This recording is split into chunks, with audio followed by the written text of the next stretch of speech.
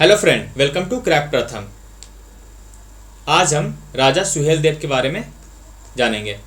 राजा सुहेल देव, जिनकी एक तस्वीर आप देखिए, ये चर्चा में क्यों आए।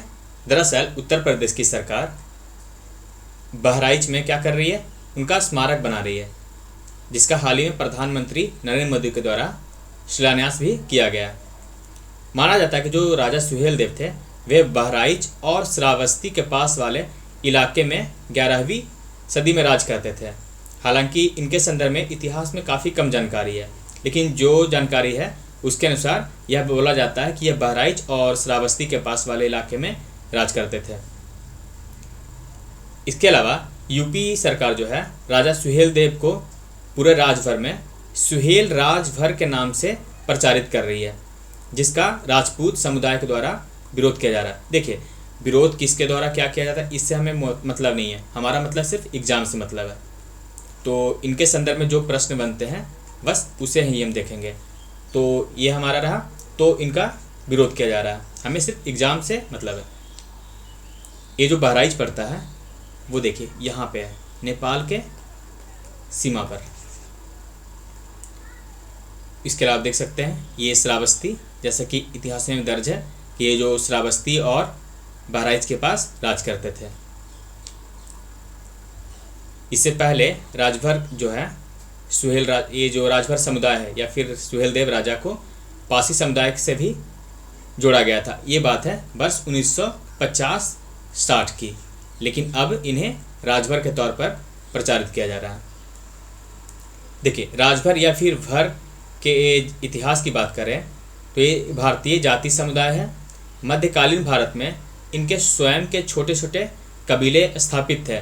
ये पूर्वी उत्तर प्रदेश में छोटे छोटे राज्य में भी बटे हुए थे, जहाँ से उत्तर मध्य काल में इन्हें राजपूतों व मुगलों ने खदेड़ करके विस्थापित कर दिया। किन्हें? भर समुदाय या फिर राजभर को। इसके अलावा जो इतिहास में दर्ज है, अंतिम भर राजा को जौनपुर के सुल्तान इब्राहिम शाह सरकी, काफ़ी प्रसिद्ध नाम है, के द्वारा मारा गया था। इस जाति को नाविक या मल्लाहों की एक उपजाति के रूप में भी संदर्भित किया जाता है। जो इनकी जो जाति है वह आरक्षण में कहाँ दर्ज है? अति पिछड़ा वर्ग में। इसके अलावा मिराते मसूदी के मुताबिक सुहेल देव भर थारू समुदाय से संबंधित है। ये देखिए भर और यहाँ पे, इसी कारण से इन्हें राजभर के तौर पर प्रचारित किया जा रहा है, राजभर। बाद के लेखकों ने उनकी जाति को भर राजपूत, राजभर, थारू और जैन राजपूत के रूप में भी वर्णित किया है।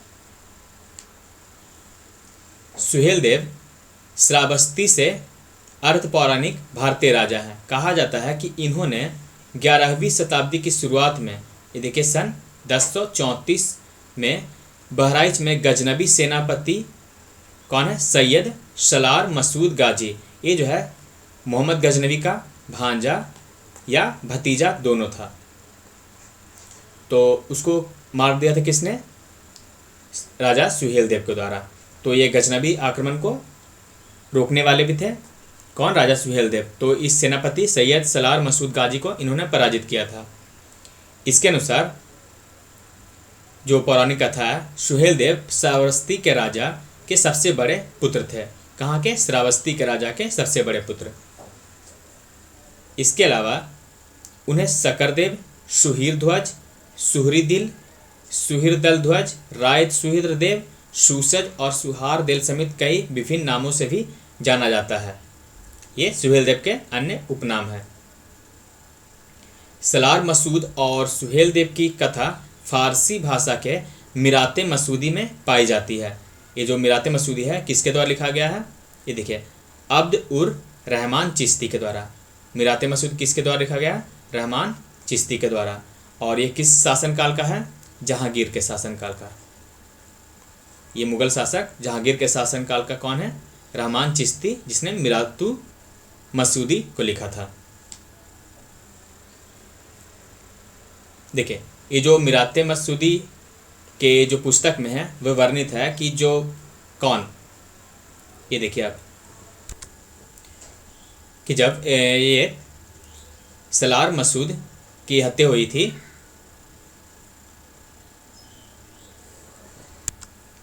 तो उसका कब्र बनाया गया था कहाँ पे? बहराइच में ही 1034 में। इसके बाद जो दिल्ली सल्तनत का सुल्तान था, कौन? नसीरुद्दीन महमूद, इसके कब्र पर क्या किया? उसने मज़ार बनवा दिया। किसके? सलार सैयद मसूद, ये जो गाजी है। आपको पता है कि जो नसीरुद्दीन महमूद है वो बलबन के पहले एक कठपुतली शासक था। हालांकि बलबन ही इसका संरक्षक था।